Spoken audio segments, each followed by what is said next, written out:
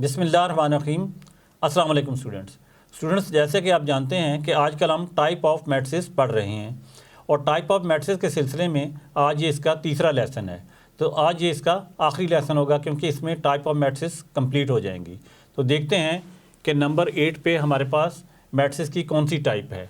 Symmetric matrix, इसकी definition है a square matrix is symmetric if it is equal to its transpose, that is matrix A is symmetric if A transpose is equal to A। तो सबसे पहले इसमें बताया गया है कि ये एक स्क्वायर मैट्रिक्स होना चाहिए, यानी ये स्क्वायर मैट्रिक्स से मुराद क्या है कि नंबर ऑफ़ रोज़ और नंबर ऑफ़ कॉलम्स इसके इक्वल होने चाहिए। उसके बाद क्या है कि इसका जब ट्रांसपोज लिया जाए तो वो A के इक्वल आ जाए। तो हम देखते हैं कि हमारे पास एक एग्जांपल दी हुई है M मैट्रिक्स की और ये एक स्क्वायर मैट्रिक्स है। इसके एलिमेंट्स को देखते हैं। इसकी फर्स्ट रो है 1 2 3, सेकंड रो है 2 -1 4 और थर्ड रो है 3 4 0। अब हमने इसकी रोज़ को कॉलम्स में चेंज करना है या कॉलम्स को रो में चेंज करना है। तो आप एक ही तरीका ज़हन में रख लें कि हम इसकी रोज़ को कॉलम में चेंज करेंगे। तो जब भी आपने किसी मैट्रिक्स की रो को कॉलम्स में चेंज करना हो तो आप क्लॉकवाइज उनकी एंट्रीज लिख दें। जिस तरह ये एक रो है तो आप क्लॉकवाइज इस तरह जाते हैं, तो आपने इसको क्लॉकवाइज कॉलम की शेप में इसकी वैल्यू लिख देनी है। तो हमारी पहली रो कौन सी है 1 2 3। अब हम क्लॉकवाइज चलेंगे यानी इस तरीके से और इसका कॉलम बना देंगे। तो नीचे मैंने लिखा हुआ है M ट्रांसपोज, तो अब रो को हम कॉलम बनाने लगे हैं। 1 2 3 ये रो वाइज है हॉरिजेंटली, हमने इसे कॉलम वाइज वर्टिकली लिखना है। नीचे हम लिखेंगे 1 2 एंड 3। तो ये जो रो थी ये कॉलम बन गया है। सेकंड रो है 2 -1 4, इसको भी हमने कॉलम वाइज लिखना है यानी वर्टिकली 2 -1 एंड 4। नेक्स्ट है हमारे पास थर्ड रो 3 4 0, इसको भी हमने वर्टिकली लिखना है कॉलम की शेप में। पहले लिखेंगे 3, यहाँ लिखेंगे 4 और यहाँ पे लिखेंगे 0। अब स्टूडेंट्स अब अगर गौर करें तो देखें कि ये मैट्रिक्स M ही बन चुका है। जब हमने इसकी रोज़ को कॉलम वाइज लिखा तो हमने देखा कि ये जो ट्रांसपोज है ये तो M ही के इक्वल है, तो हम इसके इक्वल लिख देंगे M। तो यहाँ पे हमने ये सीखा कि अगर किसी मैट्रिक्स का ट्रांसपोज ले लिया जाए तो वो उसी मैट्रिक्स के इक्वल जब आ जाता है तो उसे हम कहते हैं सिमेट्रिक मैट्रिक्स। नेक्स्ट हमारे पास है स्क्यू सिमेट्रिक मैट्रिक्स। ये भी सिमेट्रिक मैट्रिक्स से थोड़ा बहुत मिलता जुलता है। सबसे पहले तो इसकी ट्रांसपोज लेंगे, जब ट्रांसपोज लेंगे तो इसका आंसर -A के इक्वल आ जाएगा। यानी अगर कोई हमारे पास मैट्रिक्स A है और उसका हम ट्रांसपोज लें यानी उसकी नंबर ऑफ़ रोज़ को नंबर ऑफ़ कॉलम्स में चेंज करें तो जो हमारे पास आंसर आएगा वो -A के आएगा, यानी जो हमारे पास गिवन मैट्रिक्स था उसकी माइनस एंट्रीज़ के इक्वल आएगा। तो हमें एक एग्जांपल दी हुई है, हमारे पास A मैट्रिक्स है, इसकी एंट्रीज़ हैं 0 2 3 -2 0 1 -3 -1 और 0। अब सबसे पहले हमने क्या करना है, इसका ट्रांसपोज लेना है, जिस तरह इधर हमने ट्रांसपोज लिया था। तो यहाँ मैंने पहले से लिख के रखा हुआ है, इसका हम ट्रांसपोज लेते हैं। ट्रांसपोज लेने का तरीका यहाँ मैं आपको बता चुका हूँ कि नंबर ऑफ़ रोज़ को नंबर ऑफ़ कॉलम्स में चेंज करना है। यानी हम ये रो लिखी हुई है इसे कॉलम बनाना है, क्लॉकवाइज ऐसे आना है। तो ये इसकी रोज़ को हम कॉलम बनाने लगे हैं। यहाँ पे 0 2 3, यहाँ लिखेंगे 0 2 3, ये रो वाइज था, अब ये कॉलम वाइज हो गया। ये हॉरिजेंटली था, ये वर्टिकली हो गया। अब सेकंड इसकी रो है -2 0 और 1, इसको फिर हमने वर्टिकली लिखना है। तो हम यहाँ लिखेंगे -2 0, ये 1 आ गया नीचे। अब ये रो हॉरिजेंटली ऐसे थी, वर्टिकली इस तरह लिख दी गई। अब ये हॉरिजेंटली ये थर्ड रो है -3 -1 और 0, तो इसे हमने वर्टिकली लिखना है -3 -1 और 0। अब आप देख सकते हैं कि ये नंबर तो सेम है लेकिन यहाँ पे साइन का थोड़ा सा डिफरेंस आ रहा है। तो हम ऐसा करते हैं कि इस मैट्रिक्स को A जैसा बनाने की कोशिश करते हैं। तो हम क्या करेंगे, यहाँ पे 0 को 0 लिखा रहने देंगे, इसके साथ -2 है तो हमें चूँकि हमारा टारगेट है कि -a बनाना है हमने, तो इसको ऐसे ही लिखा रहने देंगे -2। नेक्स्ट है -3, इसे भी ऐसे ही लिखा रहने देंगे। यहाँ पे 2 है तो इसके साथ हम माइनस लगा देंगे। तो आप कहेंगे कि माइनस हम अपनी मर्ज़ी से कैसे लगा सकते हैं, तो उसका एक हल है, आप इसे ब्रैकेट में रखें और बाहर माइनस लगा दें। अब आपको पता ही होगा कि जब माइनस माइनस को मल्टीप्लाई किया जाए तो वो प्लस हो जाता है।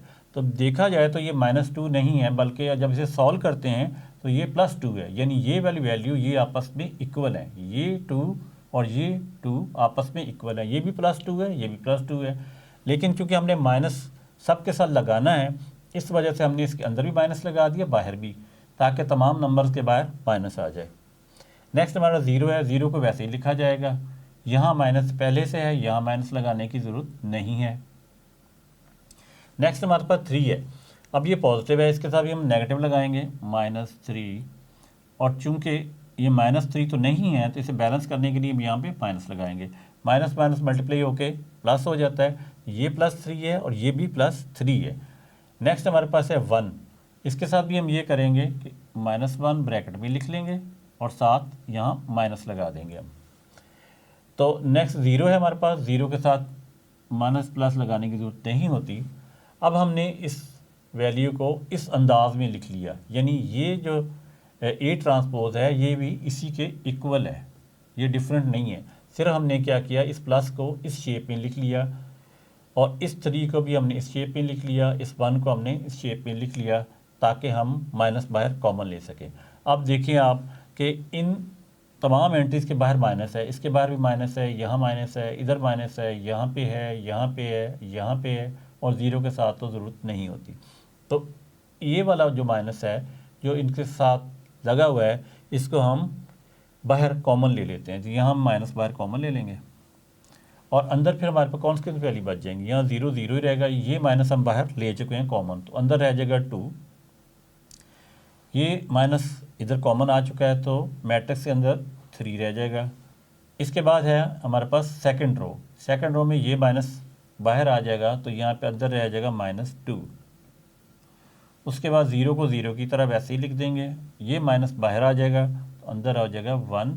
यहाँ ये माइनस हम बाहर ले जाएंगे तो अंदर मैट्रिक्स के अंदर वैल्यू रह जाएगी 3 -3। ये माइनस भी बाहर आ जाएगा और अंदर वैल्यू रह जाएगी -1 और 0 को 0 की तरह लिख देंगे। तो अब आप देखें कि ये वाला जो मैट्रिक्स है ये तो एक ही इक्वल आ गया, 0 2 3 0 2 3 -2 0 1 -2 0 1 -3 -1 0 -3 -1 0। तो इस पूरे की जगह हम a लिख सकते हैं क्योंकि ये a के इक्वल है। तो नेक्स्ट स्टेप पे हम लिखेंगे, ये माइनस हमारा पीछे चल रहा है, ऐसे मल्टीप्लाई जो हो रहा है, ये माइनस वैसे लिखा और इस पूरे की जगह हमने क्या लिखा, a।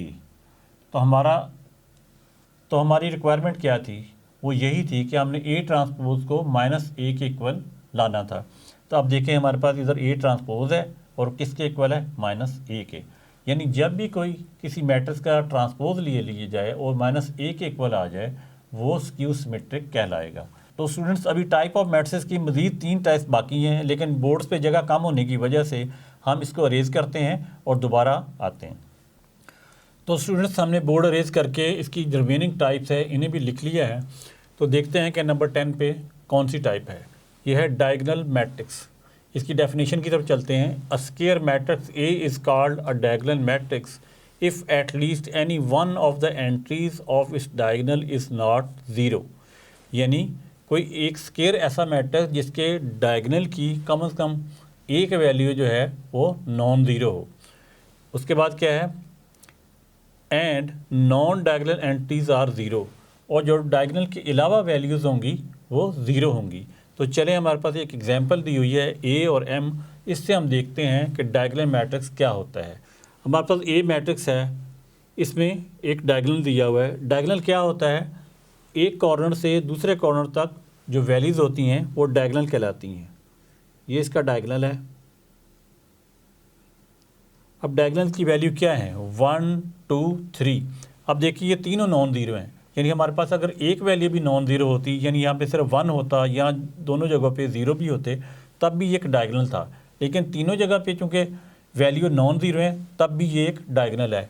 और दूसरी कंडीशन इसकी क्या होती है कि इसकी जो वैल्यू हैं वो ज़ीरो होनी चाहिए डायगोनल के अलावा। तो ये देखें डायगोनल के अलावा तमाम इसकी वैल्यू ज़ीरो हैं। तो हमारी डेफिनेशन के मुताबिक डायगोनल मैट्रिक्स वो होता है जिसमें डायगोनल की कम से कम एक वैल्यू नॉन ज़ीरो हो और रिमेनिंग वैल्यू सारी ज़ीरो हों। अब इसकी सेकंड एग्जांपल है एम में देखते हैं डायगोनल की क्या वैल्यू है। ये इसका डायगोनल बनेगा, एक कॉर्नर से दूसरे कॉर्नर की तरफ जो वैल्यू है ये इसका डायगोनल है। अब इस देखते हैं तो इसमें क्या वैल्यू है, 2 है और 3 है, यानी दोनों वैल्यू नॉन ज़ीरो हैं, ज़ीरो नहीं है। यहाँ भी मैं वही बात कहूँगा कि अगर एक वैल्यू भी नॉन ज़ीरो होती, यानी यहाँ पे अगर 2 होता तो तब भी ये एक डायगोनल था, और यहाँ 3 होता और यहाँ 0 होता तब भी ये डायगोनल था।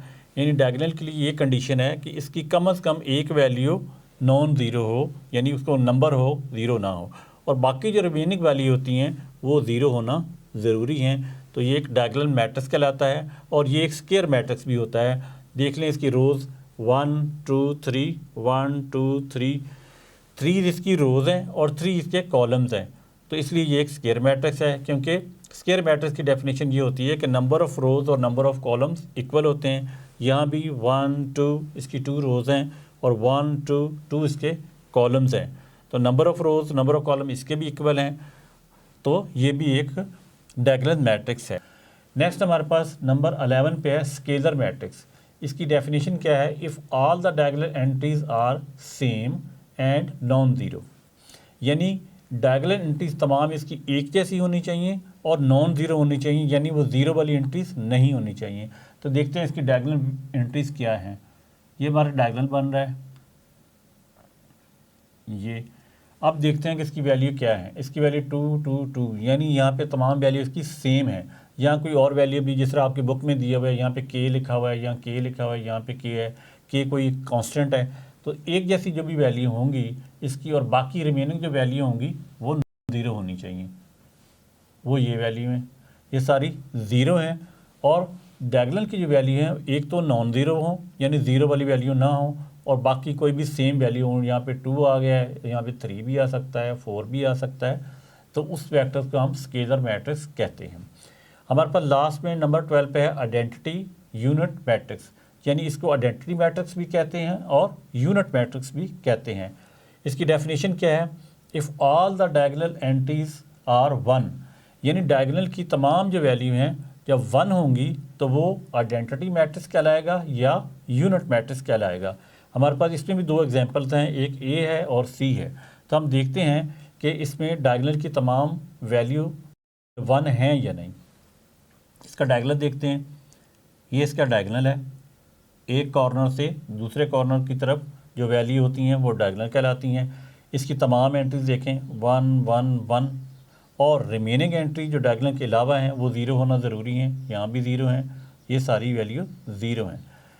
तो इसका मतलब ये हुआ कि ये हमारा ए जो मैट्रिक्स है ये आइडेंटिटी मैट्रिक्स है या यूनिट मैट्रिक्स है, क्योंकि इसके डायगोनल की तमाम वैल्यू 1 1 है और उसके अलावा जो बाकी वैल्यूज़ हैं उनका ज़ीरो होना ज़रूरी है, और वो देखें सब की सब वैल्यू ज़ीरो हैं। नेक्स्ट हमारे पास सी है, इसमें सिर्फ एक ही वैल्यू है, तो इसको आपने देख के कंफ्यूज नहीं होना कि यहाँ तो सिर्फ एक वैल्यू है, यहाँ पे डायगोनल क्या है। तो इसका डायगोनल देखें तो ऐसे भी बन सकता है डायगोनल, और उधर से बनाए तो डायगोनल इस तरह भी बन सकता है। तो इसके डायगोनल की तमाम वैल्यू देखें 1 ही है, इस तरफ से वैल्यू 1 है, और बाकी वैल्यू चूँकि कोई है ही नहीं तो ना यहाँ पे कोई ज़ीरो भी नहीं है, तो इस वजह से ये भी एक डायगोनल मैट्रिक्स कहलाएगा।